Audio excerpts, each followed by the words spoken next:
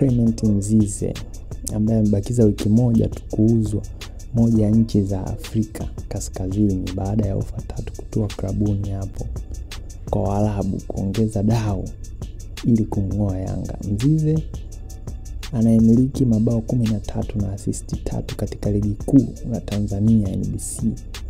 Kwa sasa amekuwa kwenye rada ya klabu kadhaa, lakini inaelezwa kwa sasa mipango iliyopo ni kwamba muda wowote ataondoka Yanga kwa kuuzwa na klabu hiyo kama ilivyokuwa kwa Aziz Ki. Ingawa mabosi wa Yanga wanafanya siri juu ya biashara hizo, lakini Mzize anahesabu tu siku kadhaa kuondoka Yanga. Follow Walazi TV kwa taarifa zaidi. Sasa maswali ni je, Mzize anaelekea timu gani? Ndipo hapo watu wengi wanajiuliza maswali kwamba anaelekea timu gani.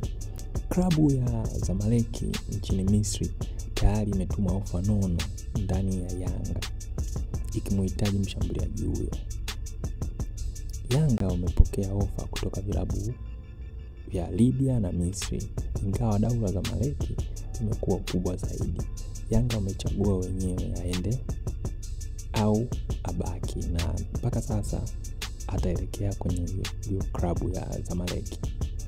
Ya Zamalek imetoa ofa ya dola milioni 1 kwenda kwa Yanga, ila fedha hiyo itatoka kwa mafungu. Fungu la kwanza litakuwa dola 750,000 wanatoa keshi, dola 250,000 watatoa wakichukua ubingwa. Taarifa zinaeleza Yanga wamekataa huo utaratibu, wanataka pesa yote ilipo pamoja. Kumbuka kuwa mkurugenzi wa ufundi wa klabu ya Zamalek ni middle striker wa zamani wa Spurs, yani mchezaji wa zamani wa timu ya Tottenham Hotspur ya Uingereza, na kwa sasa yupo kwenye mazungumzo makali na Engineer Hersi kuhusu Clement Mzize. Lolote linaweza kutokea.